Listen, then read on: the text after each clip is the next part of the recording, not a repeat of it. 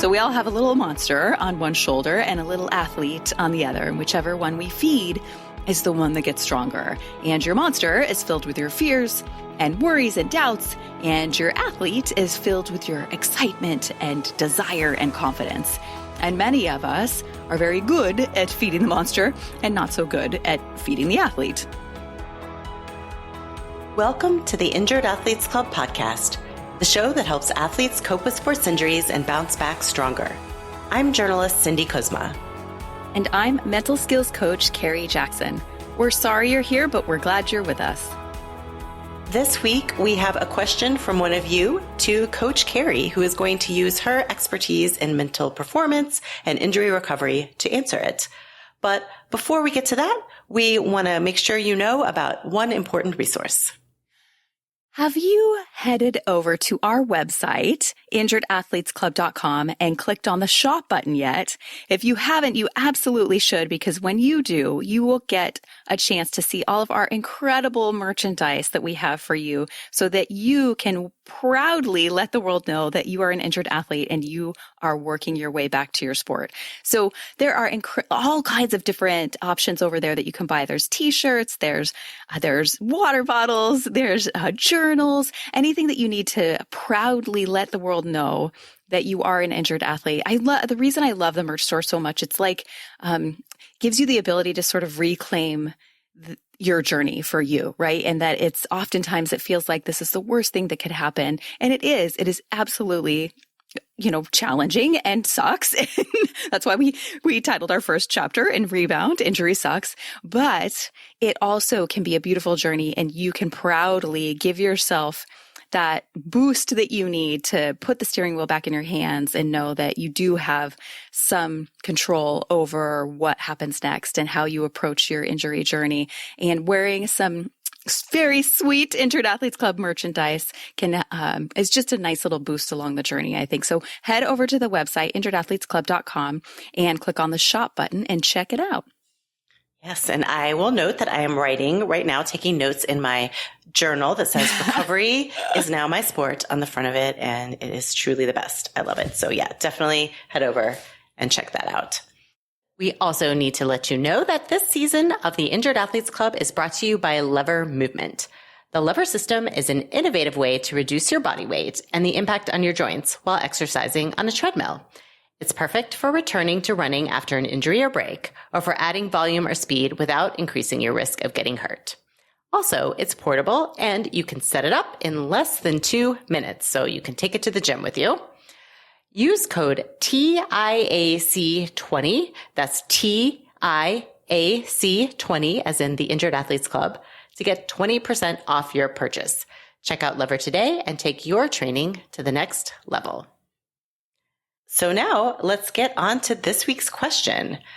Coach Carrie, this comes from athlete Allison, who says, besides feed the athlete, feed the monster, which is something Coach Carrie is known for saying. I am just interjecting so our listeners know. Are there other ways to reframe and build confidence with that day-to-day overwhelm in month 3 and beyond? Coach Carrie, I'm guessing you have a few other thoughts about building confidence and mantras and self-talk, but yeah, what do you have to say to Allison? Yes. Thank you, Allison, for your question. This is such a great question. And so first off, I want to explain the concept of feeding the athlete versus feeding the monster for anyone that isn't familiar. So early in my career, I started to recognize that the athletes I was working with very often, almost always, had 2 different voices battling it out in their minds. And I came to call these 2 voices the monster and the athlete. So we all have a little monster on one shoulder and a little athlete on the other. And whichever one we feed is the one that gets stronger. And your monster is filled with your fears and worries and doubts, and your athlete is filled with your excitement and desire and confidence. And many of us are very good at feeding the monster and not so good at feeding the athlete. And there's many different reasons why it's easy for us to feed the monster. And some of those reasons are simply because of how the brain is wired. But what we need to do is learn how to stop listening to the monster and start feeding the athlete. And so in our book Rebound, chapter 7 is titled Feed the parentheses injured athlete. And there are some great tools there to that end. So if you want to read more about that, head over to chapter 7. But I'm going to share a few different ideas here that tap in to like the specific issue here of feeling overwhelmed that aren't in that chapter. And some of them aren't even in the book. So you're getting some sweet tools that I use with my individual athletes. So often when you're feeling overwhelmed, it feels like you're just being crushed by everything. But when you take a step back, you can pinpoint the specific thing that's causing the feeling of overwhelm in that moment. So it's, and it's certainly easy to feel overwhelmed as an injured athlete. And there are many different reasons that can contribute to feeling overwhelmed. The unknown timelines, the amount of time it takes for all the rehab and recovery activities, needing to ask for help when you're not used to that. There's a lot of things that contribute to feeling overwhelmed when you're injured, and not to mention everything that might be going on in your life outside of being injured. So first things first, I would absolutely encourage you to figure out what is the specific thing causing you to feel overwhelmed in that moment. So that being said, I have a few different mental training drills to share that can help reframe that day-to-day overwhelm that you're asking about, Allison, that happens in month 3 and beyond. So the first experiment to try out has to do with your self-talk. When you catch yourself feeling distressed or overwhelmed, try talking to yourself in the second person versus the first person. So instead of, I can't believe this is happening, I'm so overwhelmed, I can't do this, you are going to experiment with using the word you and using your name. So it would sound like, I know you're feeling overwhelmed, Carrie, and you certainly have a lot on your plate, but you can handle this, Carrie. You've got this.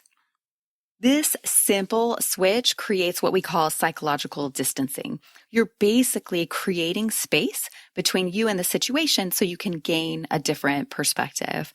And when you make this switch, what they find in the research is that you are better able to perform under stress, and there is less activation in the part of the brain associated with rumination.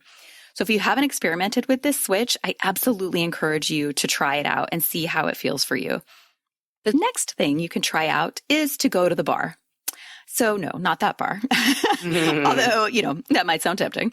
That's not the bar I'm talking about. So going to the bar is actually an acronym for what you need to do in that moment when you're feeling overwhelmed, which is breathe, accept, and reflect. So breathe. The reason we want to start there is because it's a trigger for helping you to hit the pause button. Breathing helps downregulate your physiology. So oftentimes when we're overwhelmed, we're very heightened physiologically, and we need to downregulate that before we can go to the next skills that we have and mental training drills that we have to be able to use in that moment. So when you're in a state of overwhelm, it's triggered your fight or flight response, and you have to calm your physiology down before you can utilize that cognitive approach to addressing the situation or finding a solution. And then accept means you have to stop fighting. You need to stop fighting against what's happening, and accept whatever it is you need to accept. And that's really hard. And I know what I'm saying is harder. It's easier said than done. But that's what accept is. You have to stop fighting. And it might just be that you need to accept that right now you have a lot on your plate, and that's what you need to accept. And then reflect means you ask yourself, how will I feel about this specific situation in 1 day from now? How will I feel about it 1 week from now? How will I feel about it 1 month from now? And how will I feel about it 1 year from now? This is also a way of zooming out and creating that psychological distance. My personal mantra that I use in those moments when I'm feeling overwhelmed or when I'm really hooked by something is to say, the way you're feeling right now is not how you will always feel. So that's something that you need to remind yourself, and asking yourself those specific reflection questions of, how am I going to feel about this in a day from now? Right? How am I going to feel a week from now? It lets you know, like, how much energy should I really be spending on this? Because of what's the actual impact that it's going to have? Or am I just hooked by this emotion in this moment? So that's the second one. And then the last reframe technique is to try out the sticky note exercise. So the typical sticky note that you think of is 3 by 3 inches by 3 inches. And the beauty of it is that it only has so much space for you to write on. And so each morning you ask yourself, what is the most important thing for me to accomplish today? And then you write that on your sticky note. So what would it look like if you could only choose one thing? And that's of all the things that you have on your plate, that's the one thing to focus on, that you're going to sort of gauge your feelings of whether or not you had a successful day that day, right? Or like got done what you needed to get done. What's the one thing? Because a lot of times we pile stuff on our plate that isn't actually important, but our brain's telling us it's important. And so if that feels impossible, you can write 2 to 3 things. What are your top 3 and bullet it out, but it has to fit on one sticky note. So this forces you to identify what is truly important right now and what isn't. This is a great exercise to do if the cause of your overwhelm is unrealistic expectations about what you can accomplish and or how you are choosing to define success. So that it's a really great one to practice. I do this daily, actually. Instead of a sticky note, I put it on I have like a list of things I need to do for work each day. And at the top of each day where I have it written out, I've identified what's the most important thing for me to accomplish this week.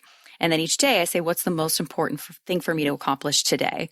And I identify that so that then at the end of the day, if there's still things on my list, I still feel successful with that day. Because I recognized I used to be like, every day I felt like I was not doing enough. And then I was like, every day, because I do a lot. So that's not adding up to me. And then I realized, it's because I have this running to-do list that never ends. We all do, right? So you have to really do that for yourself. And these are practices. So that this is the final thing I'll say about this whole idea is like, these are practices, the sticky note, going to the bar, talking to your choosing your self-talk and how you talk to yourself. So they're practices, which means they are tools that you come back to and use consistently. Because with mental training, there's no such thing as one and done. I know, I'm so sorry, but like, it's just not how it works. Like, it's really not how it works. So these are things that you want to practice and sort of integrate into, right? Like, just like I do that every day, every week. You want to bring it in, sort of internalize it in a way where it continues to serve you so that it's not, we're not preventing these things from ever happening because that's impossible and unrealistic. We're giving ourselves the tools to be able to address it when they do come up. So thank you, Allison, for your question. That was a great question. Oh my gosh. My notebook, my recovery is now my sport notebook is full of ideas. Thank you so much, Coach Carrie, for that answer. And, I love going to the bar and I love second person self-talk. I just have to say, personally, like I found that so powerful, even in like when I'm in performance mode, like during a race and reminding myself, you do hard things, like you can do this that's been huge. So I love that idea of applying it to the situation too. Coach Carrie, always grateful for your expertise. We are also always grateful to Jeremy Nessel for making us sound as good as we possibly can. He is a terrific editor, audio master, and partner in all of this. Thanks also to Lever Movement, our exclusive sponsor for the season, for making it possible. Also, by the way, if you have a question for Coach Carrie that you'd like her to answer on an upcoming episode, you can email us at hello@injuredathletesclub.com, visit our Facebook page, or join our Facebook group. About that group, by the way, it is also called the Injured Athletes Club, and it is, I swear to you, one of the best places on social media. We just had a wonderful thank you message from an athlete who's been in there for years this morning, talking about how much it's improved her well-being. People are in there offering support and advice, and you know that they get it because they've been there too, or they are there right now. So you can get links to that group and everything else we talked about in this week's show on our website, injuredathletesclub.com. We'll see you there.